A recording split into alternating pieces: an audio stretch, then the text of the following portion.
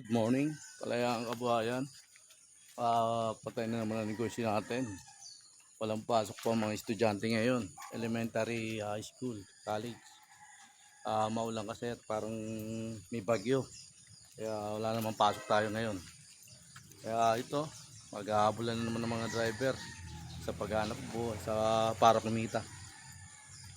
Wala namang pasok ang mga estudyante. Kaya bawas na naman ang mga pasahero natin ngayon. Walang pasok na naman po ang mga estudyante ngayon. Dahil ang estudyante po, para sa aming mga driver, malaking bagay po yan. Dahil yan ay kahit 11 pesos lang ang pamasahin yan, napakalaking bagay po sa mga malaking bagay na pasahero yan sa amin, ng mga estudyante. Paalam, kalayang kabayan.